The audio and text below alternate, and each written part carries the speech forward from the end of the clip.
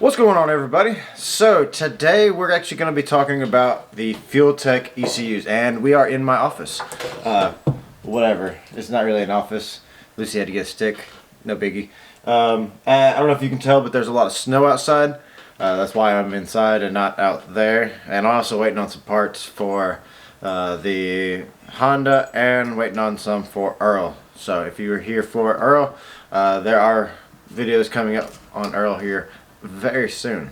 But for those that have put out emails to me asking for base maps, I do apologize that I haven't got to you, but I have been working my tail off. I am in the coffee industry, and it's wintertime, so coffee machines get used a lot and they get broken a lot, so we do a lot of work during this time.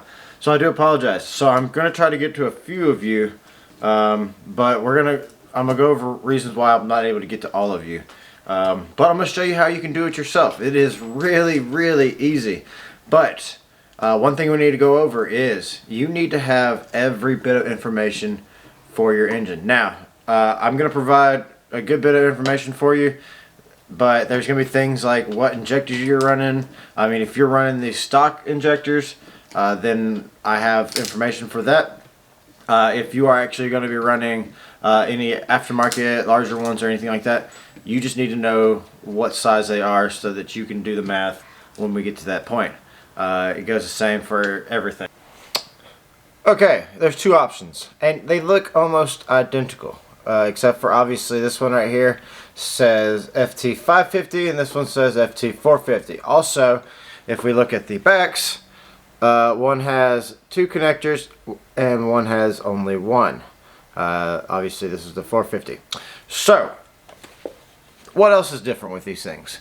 So when we were originally getting them, we didn't realize that one of the main differences between these two is that the 450 does not accept or support drive-by-wire, which it was an issue because Michael's car is a drive-by-wire car, and so we actually ended up having to put in a whole nother pedal.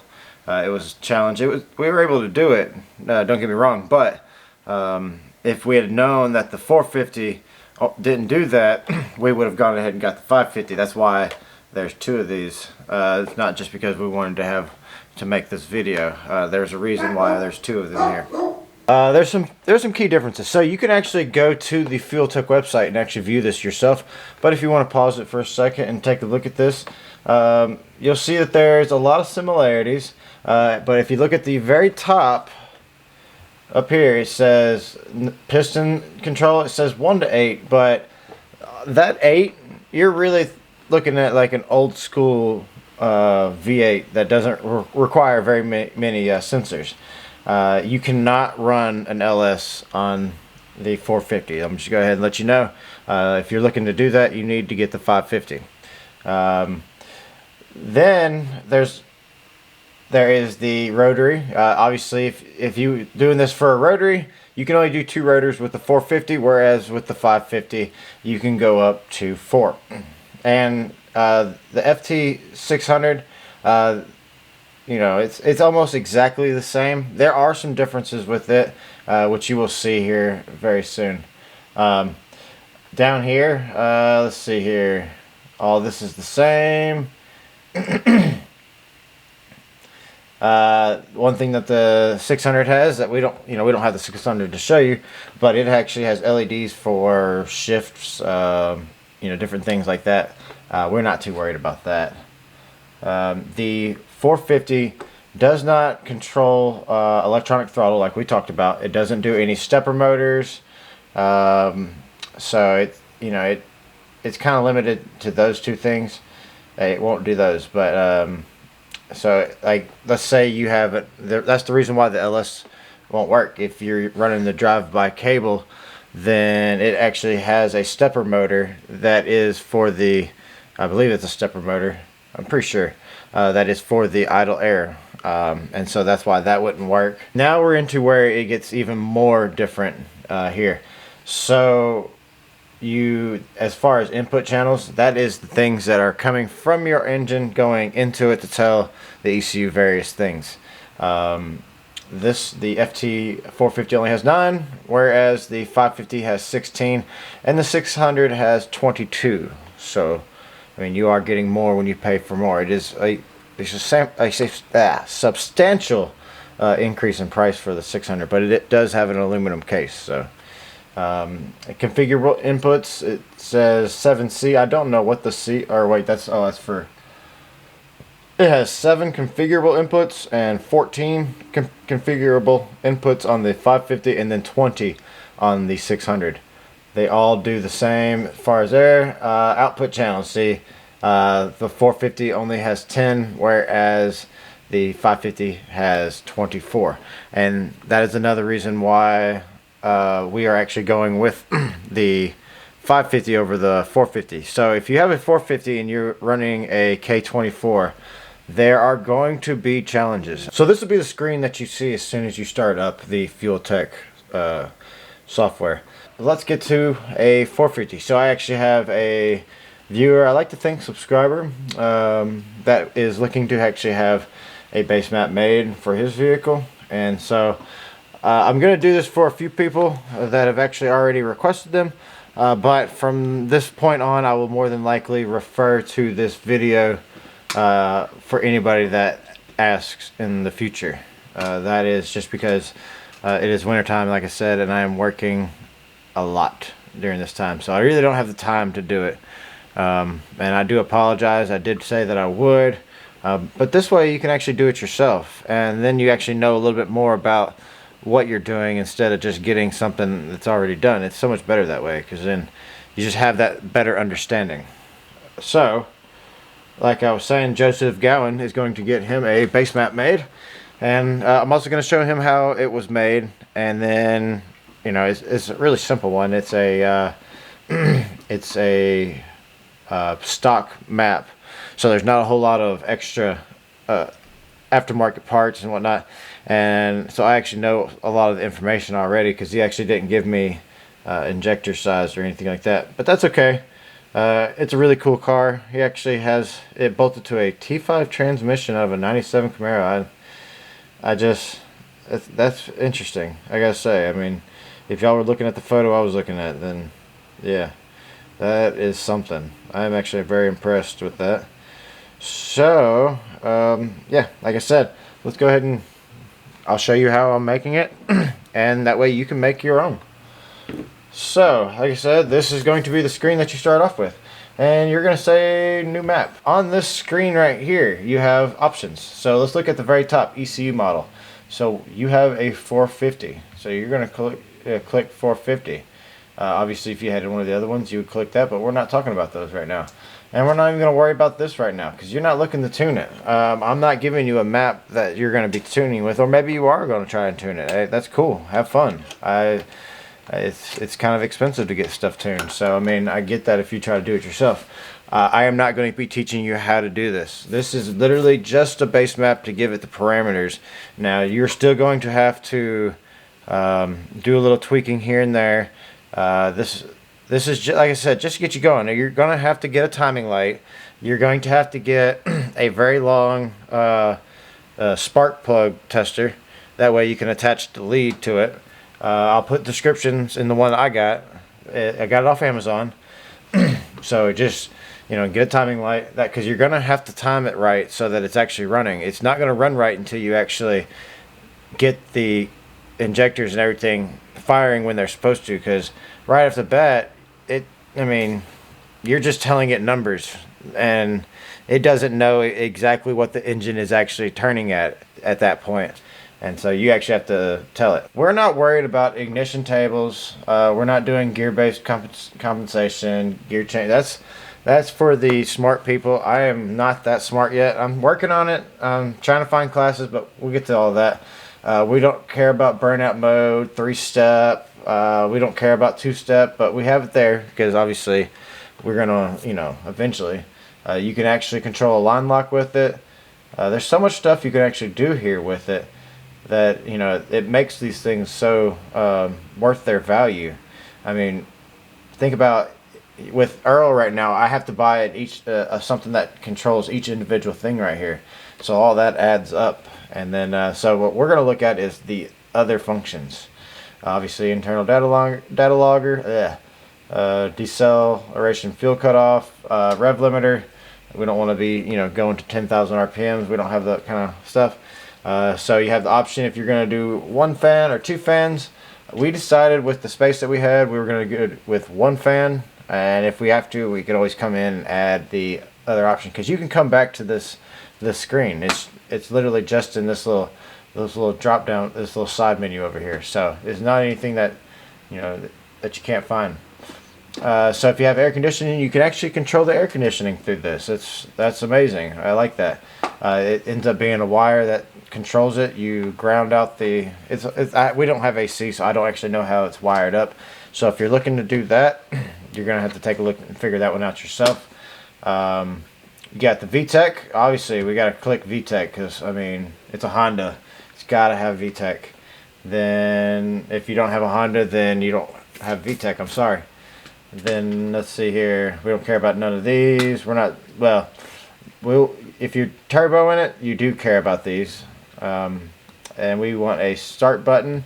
You can also wire in an external start button. I don't know if you can have both of them. We haven't tried that yet. I would imagine that you would just tie in with the same wire, and it would just it would send the communication from one or the other. But like I said, we haven't wired that in to check, so I can't say for sure how that would work. Then let's see here. You can do flex fuel if you have the sensor. VVT, that is still a thing on a VTEC, and there is, VTEC is VTC, then there's VTS on the Honda, so you actually have a variable camshaft as well as VTEC. We don't care about anti-lag, none of that other stuff. So, and this is already here, TAC output. This is where we actually begin to build our base map. So this is where we're actually going to need some of the information that I was telling you about. So if you don't have any of this information, then you're going to need to go ahead and pause it and get that, or you can always come back and change it later. So let's see here, maximum boost. Now if you are not going to be doing any boost, then you're going to tell it 0, because you are not going to have any PSI boost. So there is no point in you having any kind of number there, because then that's just wasted area of the map that you're not going to be using. Now let's say you are going to be going boosted.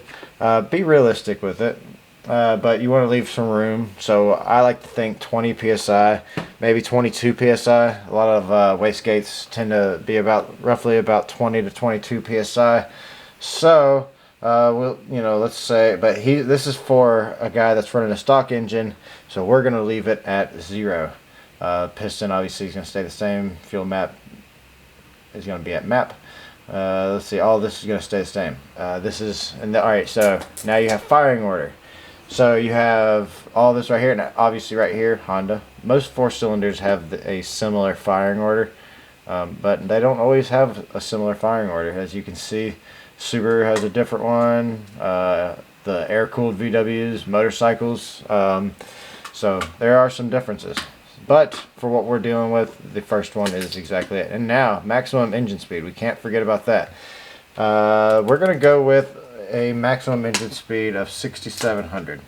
Not likely going to reach that, but it's a safe amount for these engines.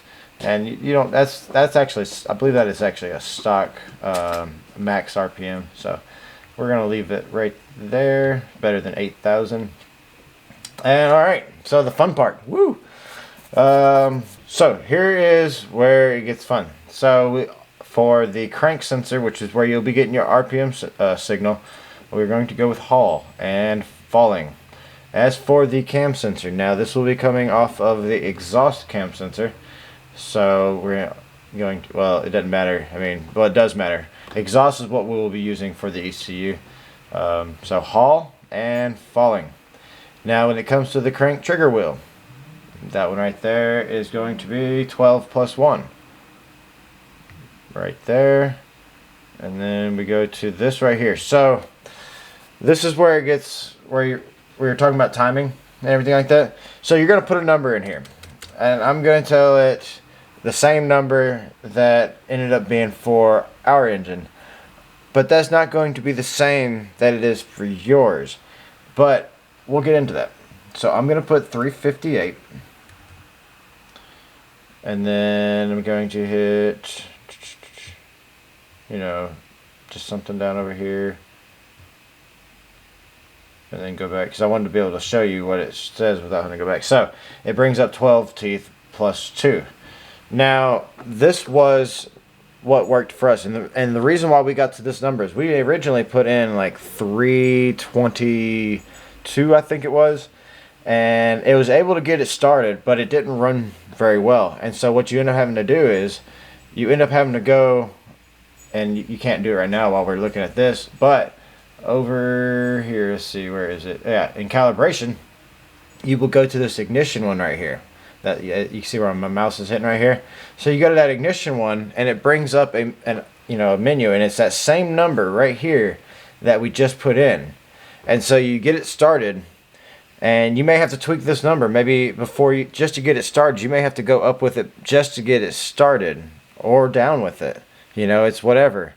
So you get it started, and then you get your timing light out with that long lead on cylinder 1, and you just sit there, and there is a mark on the crank, on the on the harmonic balancer. You got to find it. It's just a little mark right there near the block, and then there's like a little triangle piece that is on the timing cover.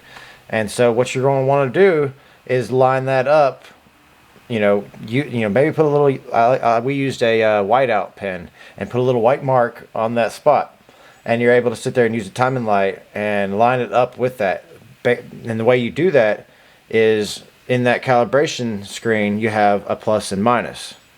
So you're gonna have to have a friend or have something, and you start hitting the plus button and see what direction does it get closer to that triangle.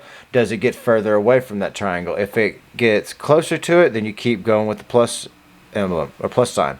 If it gets further away, then go with the minus sign until you get it lined up with it. And at that point, you have it saved. You hit OK. You're good to go. You have calibrated your ignition. Now it will run right. A lot of people say, "Oh, well, it wasn't able. Your base map didn't start my car." Well, this is exactly what. Whenever you put it in, this is what you would be dealing with. That's what I had to deal with. So that's how you fix it. So if it's not starting it, go up or down with that crank index position number until it does start. That the problem it's having, and you'll notice it, that the RPM signal is not reacting properly. So it's not actually reading where it's supposed to be. So in our case, we actually had the timing off at first when we were trying to do it. So we actually ended up having to take the motor back out, check the timing, and actually line it up properly. So if you're having issues, it may be that extreme. If you have recently replaced all that stuff, maybe you didn't get it right. We thought we got it right, and we didn't. So I just wanted to get that out there and let you know how that is. So now we have this information right here. Now we're at this point. So the problem with the FT450 is that, with the way FuelTech wants it wired up, you have to run it off of, 2 coils off of 1 wire. So you would go with wasted spark, which is what I'm going to set him up with, because there's no point in going with sequential, because you can go in here and manually tell it that you want it to do, you want it to fire have just 2 cylinders or whatever, all this stupid stuff. But wasted spark is that exact thing. So it is literally a wasted spark. And so we will be going with that. Everything else will stay the same. No change there. So we get to this point right here. And this is where you need to know how many, what injectors you have, what is the flow rate of them. And you're going to, if it's cc's, change it over to pounds per hour. And that will allow you to know what you have. So the stock K24 injectors are a 29.5 pound per hour. They are 310 cc's, 29.5 pounds per hour. So if you do that, then in this particular setup, you're going to have the total amount of flow with all 4 of those, okay? And so if you're smart, you'll use your brain. If you're like me, you'll pull out your smartphone and use a calculator so that you got it exactly the way it's supposed to be. So 29.5 times 4 ends up being 118. So in that primary bank total flow, you're going to put 118. That's how much is going to flow as the calculation of all your injectors. And so let's see, then you go and hit next. Unless you have some sort of secondary injectors, then you would do that exact same thing. So we say next. And so we came to the issue with why we changed to the 550. We wanted to run drive-by-wire. So if you're running drive-by cable and you're wanting to do the idle based on, you can actually set it up to where it will run the idle on the little idle air controller on the throttle body. But the problem is you have to know every setting for that, and I don't know it, so I can't tell you what it is. We decided to let the FuelTech do idle by timing, which is what it does by default. So it seemed to work fine, but if you really want to go with the other setup, then it is a PWM valve. Then you want to start, you kind of want to start low and work the hertz up until it starts to vibrate, and then back it off. That's what I've heard. I have not tried that, so do not hold me to that. And you would do that with the PWM valve frequency. So you probably start off at 100, see how that does. I've heard that the Honda ones like to be around 200, but like I said, that's all internet chatter, so take it for what it is. If it's a stock one, it's low. You would think that high compression would be like 12. No, that's a medium. Medium is about 12. High compression, you're looking at like 14s, 13, 14s. So most of the time, you're not going to look in the high compression area. Look at the low and medium. For, like I said, for a stock K24, that's low. The cam profile is low. Fuel type, this is going to be stock, so we are going with gas. And this is at the point that says generate. Now it's going to do its little thing. My computer has been lagging because it's recording at the same time and it doesn't like it. So you have the option to view the wiring diagram, and we're going to say no for right now because we can actually go back and look at that. So we'll say no. So first we're going to get kind of acquainted with what we have here. And but there's some changes that we're going to want to do, and I'm going to go ahead and set it up that way for old Joseph so he has it set up. So let's see here. I believe it is in advanced map options. So it brings up this screen right here, and you'll see at fuel maps it has line. So basically what that does is it's literally just a line, and it doesn't give you much information at all. So what you want to do is go there and say table, and on ignition maps you want to give it table as well. Go up here, and it's going to ask you questions right here. It's basically saying, hey, do you want to go from basic to advanced? And you say, heck yeah, I want to see everything. Yep, I sure do. Okay, so I went ahead and did all the pins that are necessary. So we will start where we left off on outputs. My camera actually died. That's the reason why I went ahead. I didn't even realize it until after I had gone through everything, and I'm using it as the audio. So, all right. So like we had fuel injector 1 and 2 right here. This handles this one's 1 and 4, 2 and 3. This blue output number 3 is going to be fan number 1. Now, if you decide that you need fan number 2, then number 4 right here is a prime choice to go with that. Then if, or honestly, put it on a switch. It could easily be on a switch as well. Things start to get warm, you can kick it on real quick.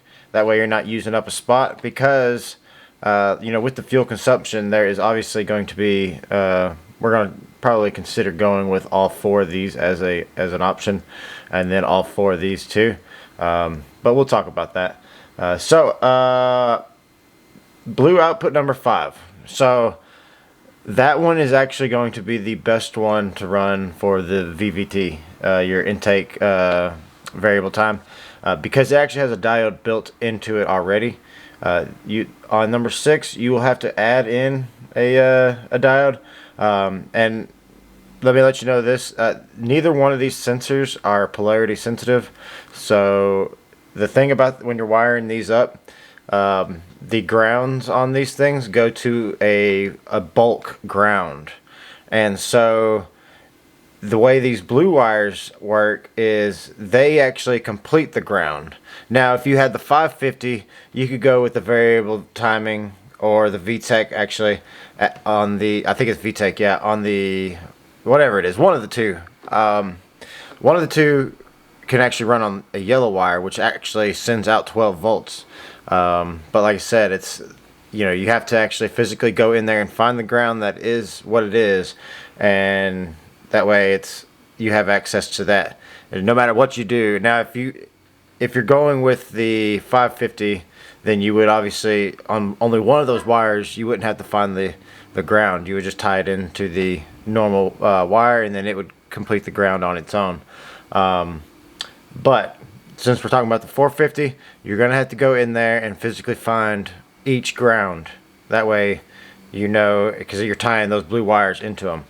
But we're going to talk more about that, because you're going to have to wire this up exactly the way FuelTech has it. If you're, like I was saying, you're going to have to wire this exactly the way that they have it set up, because that is the way I set this base map up. And I mean, obviously, if you want to do it a different way, you're more than welcome to do that. There's, you know, I'm not necessarily telling you exactly what to do,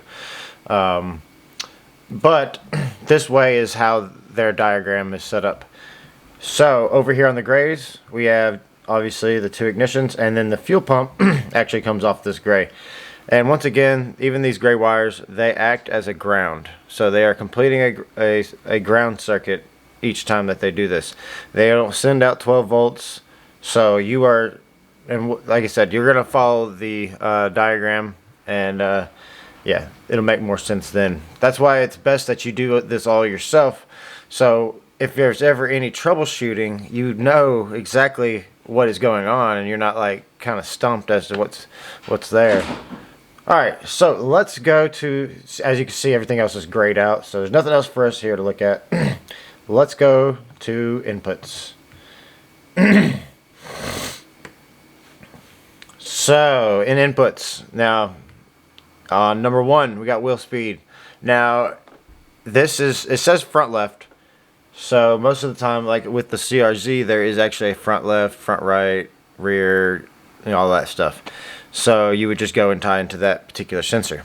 Now let's say for some reason your car doesn't necessarily have that, and you're tying into a different sensor. You can still leave it as front left and just tie it in to whatever speed sensor you have, as long as it's giving you some sort of speed reference. And then intake, physical cam, this is what's actually providing the information for the VTEC. Without this, it will not work. That is how it gets its information. 3 is throttle position. This only handles drive-by cable, so throttle position there. And then oil pressure, you got engine temp, which would be your coolant temp. Fuel pressure, I mean, I never set that up, so maybe you will, maybe you won't. And then air temperature. So that one obviously would tie into your air temperature sensor, which would be part of your mass airflow sensor. This one, or this particular ECU, does not care about mass airflow. It works as a speed density setup always. I haven't seen any way to wire it in. I mean, I guess you could probably get rid of fuel pressure. And let me see. Let's go over here and take a look. I don't remember seeing anything for mass airflow.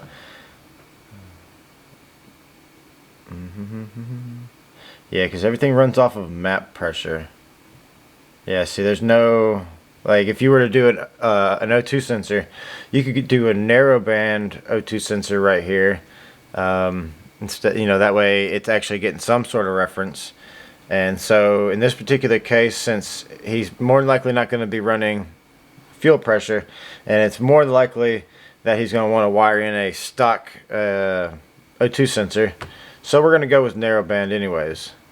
Now in this particular case, this is an input wire, so the signal wire coming from your O2 sensor, that's what you're going to tie into. So you're going to want to look up a diagram. There's only 4 wires.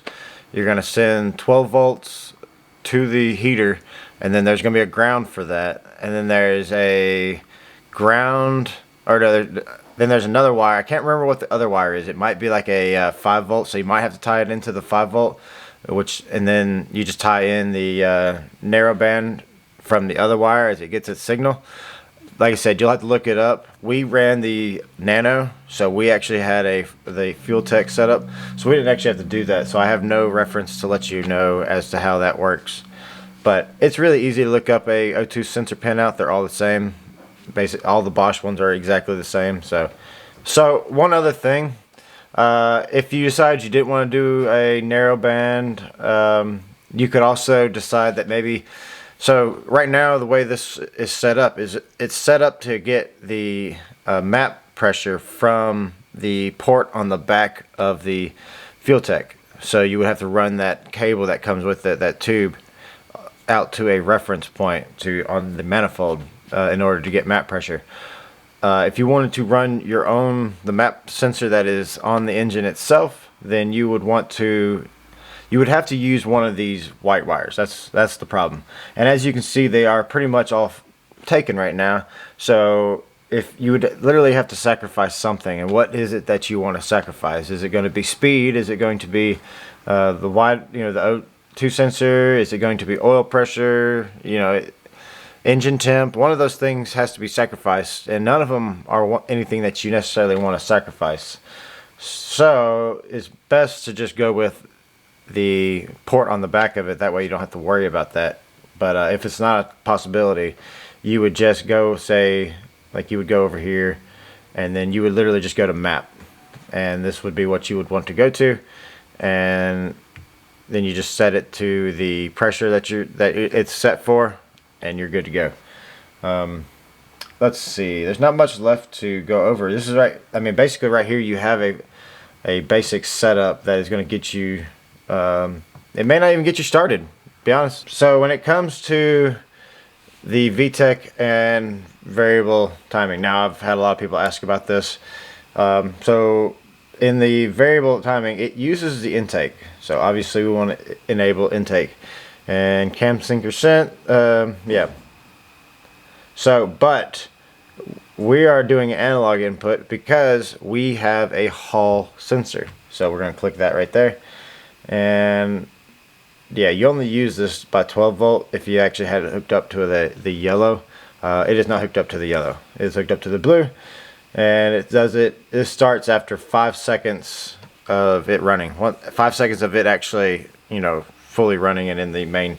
So when it comes to the VTEC, we're actually going to adjust this to turn on, let's see, wrong spot. Turn on, oh well, we actually don't want to turn on under. We want to turn on over 5,000 RPM, not under. So we're going to go with that. But I actually have heard a lot of people say to put it at 4,500, but that is on a modified engine. So you know what, to kind of get the best of both worlds, let's do 4,800. Okay, so as you can see on this one, there are 2 connectors, which means we have more inputs and outputs and all of that stuff. So with that being said, excuse the dog, he hears things like leaves flowing in the wind and he has to bark at them. So with what we have here, we have more inputs and outputs, like I was saying. That's where the wiring gets different. So each injector has its own wire, each coil has its own wire. We still only have one fan because we really only need one.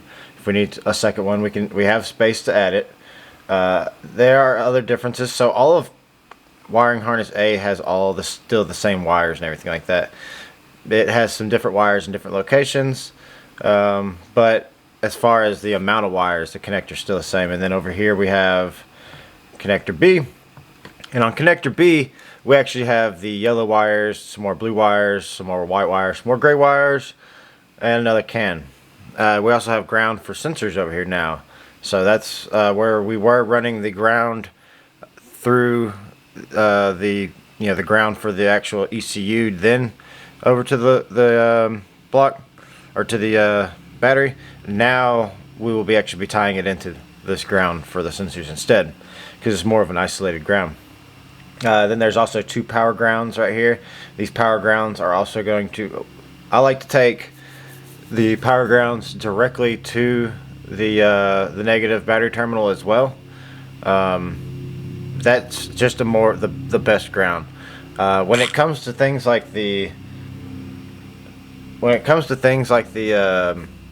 injectors and the coils and stuff like that, I like to ground those out at the head, and then run a wire from like the head or the block to the battery itself. It's just that's just what I like to do.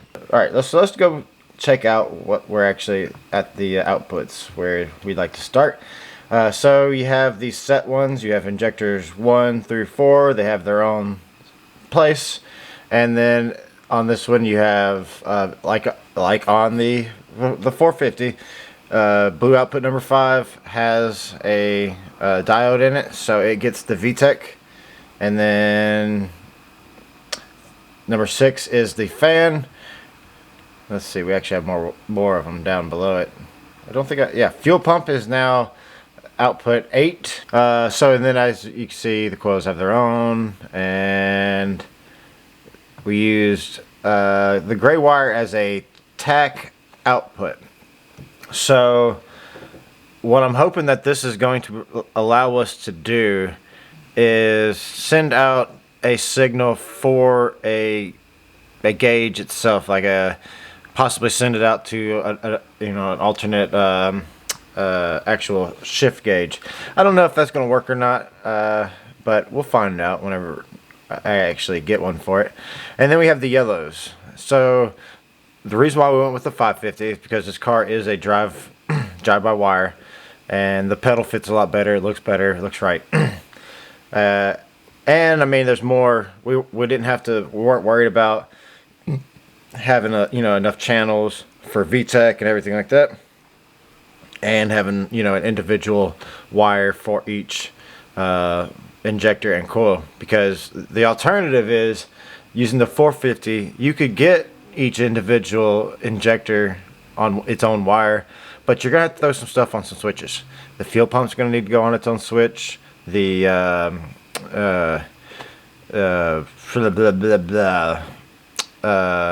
the fan would also have to go on its own switch. And I mean, I think that's the only 2 things that you can actually put on its own switch. And then if you're wanting to have a actual like start, use the starter on this as well, then you also have to use one of these wires for that as well.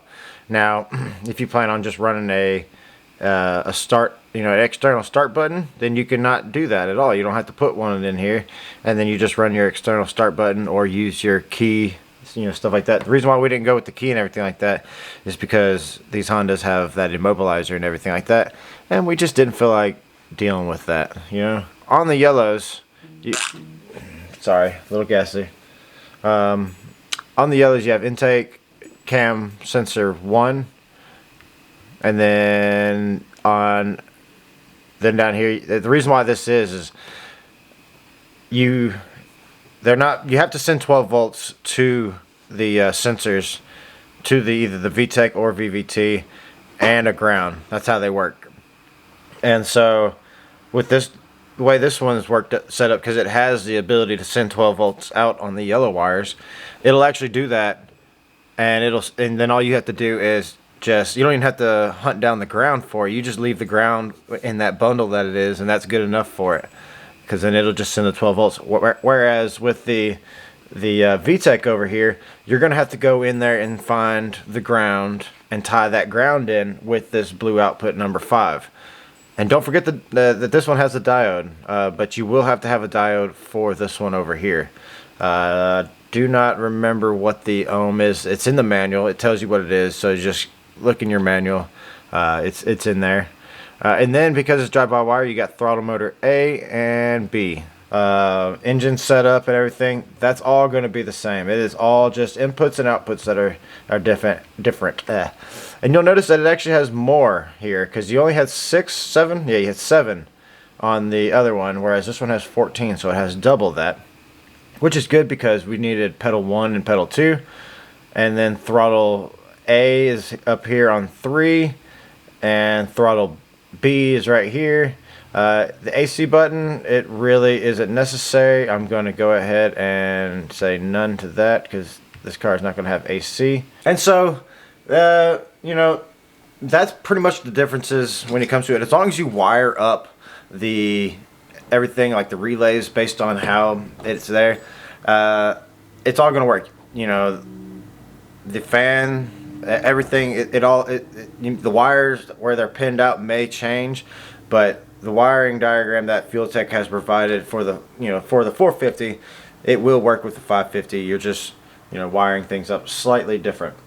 Now, when it comes to wiring up the electronic throttle, there is a pinout that is for the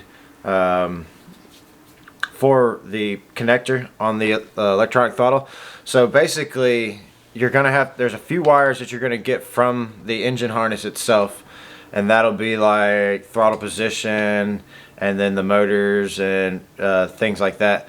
But then there are some wires that you're actually going to have to tie into that are part of the chassis harness, things that go to the actual pedal itself, like pedal position 1 and 2. Also, if you're trying to do this yourself, check out the VTEC K20 knowledge page.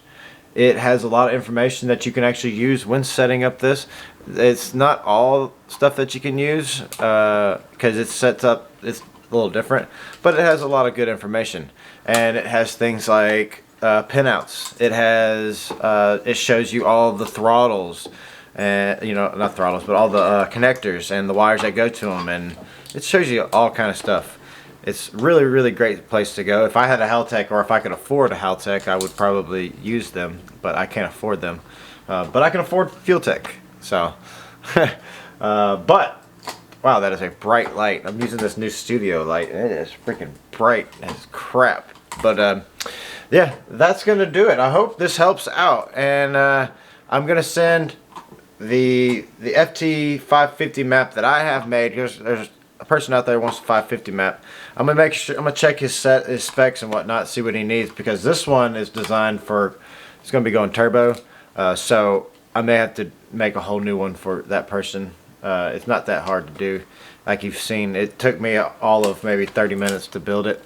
So don't be scared to do it yourself. It's really, really easy. So thank you guys for watching, and I'll see you next time.